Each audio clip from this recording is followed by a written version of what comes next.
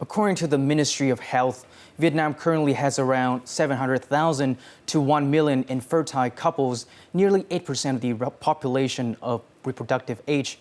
At the same time, more single women are expressing the desire to become mothers. This growing demand has made in vitro fertilisation, or IVF, an increasingly common reproductive option. Yes, and from October 1st, 2025, the government's decree No. 207 by the government officially takes effect, allowing single women to undergo IVF without a medical indication. This is an important development, signaling a shift in how Vietnam approaches motherhood and gender equality in population and health policies. Our reporting team in Hanoi has more.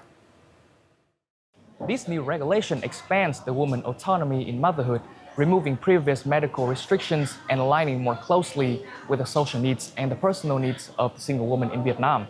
Accordingly, Decree No. 207 stipulates that assisted reproductive technologies can be performed on infertile couples, those with medical indications or single women who wish to undergo the procedure. At the Hanoi Hospital's Assisted Reproductive Support Department, many people come here hoping IVF can help them fulfill their dream of having a child. My husband and I got married in 2019. It's been 6 years now. I've had 2 embryo transfers, but my beta HCG tests were negative. This time I'm back to find out why and to try again. Decree No. 207, issued in 2025, comes at a crucial time, modernizing reproductive health policy to meet today's growing needs.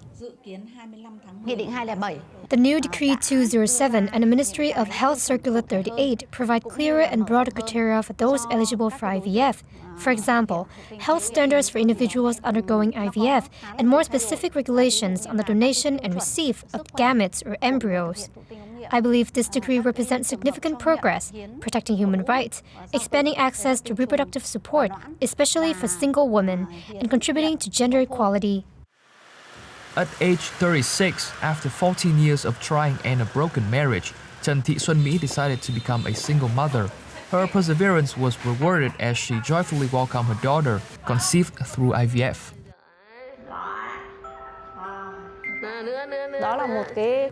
Just holding my baby in my arms means the world to me. Nothing else matters. It's an indescribable happiness. Decree 207 is truly a turning point for women who choose to become a single mothers. Many women, though healthy, still face infertility for unexplained reasons and would never get a medical indication. This policy is deeply humane for women like us. In the past, patients felt they had to see a doctor to get permission for IVF, so it seemed difficult or restricted. Now, even if a woman is single and not married, she can use assisted reproductive technology to have a child, openly and legally. This is a very humane policy for women, and it also contributes positively to addressing the current decline in population growth.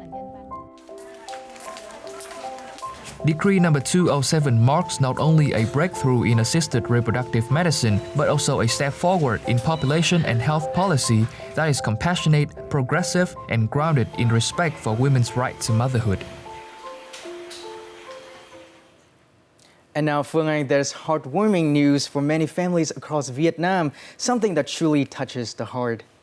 That's right, Zui. From the story of women who have bravely pursued motherhood, it's clear that the new policy brings not only new opportunities, but also new responsibilities in managing and practicing reproductive medicine.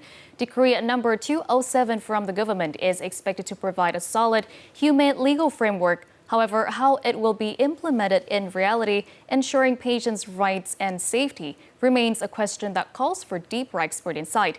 To explore this further, we will now speak with Dr. Nguyễn Văn Tuấn, Assisted Reproductive Technology Center, Hospital of Post and Telecommunication, a leading specialist in the assisted reproductive medicine.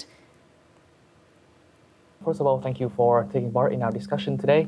In the first question I want to ask, among the reforms drawing public attention is the new system managing data between reproductive centers, as well as detailed rules governing the transportation of gametes and embryo samples. So how will these measures help make IVF more transparent and secure? I remember 2 years ago, a medical scandal in the New Zealand has drew worldwide attention. A 41-year-old man was found to have donated sperm hundreds of times, and as a result, he became biological father of more than 500 children. So when I look at the new decree issued in Vietnam, I believe it is a necessary step for prevent the similar risk for our next generation. With this system, every sperm, egg, or embryo donation will be strictly recorded. The next question is, from your experience, how do you view the impact of this new policy on gender equality and reproductive rights in Vietnam, and how does it align with global trends in reproductive medicine today? One of the most important points of the decree is that single women now have the freedom to be the mother through ART. This trend is not only significant in Vietnam, but also aligned with global trend in reproductive medicine. A study in United States showed that within 10 years from 2012 to 2022, the rate of ART treatment in single women increased from 4% to 9%. This demonstrates growing global social acceptance of diverse family model and reproductive autonomy. And lastly, in your opinion, where does Vietnam currently stand internationally regarding reproductive rights and assisted reproductive medicine? I believe Vietnam is gradually earning a remarkable position in international landscape in three key areas: accessibility, cost, and treatment effectiveness. In terms of cost, the average cost for IVF treatment in Vietnam is around $4,000 US, but this cost in Singapore can up to $20,000 US. Academically, at the Aspire conference in Philippines 2024, I participated. So Vietnam contributed 5% all of the scientific paper and received many awards. Thank you for taking part in our discussion today. Thank you for having me.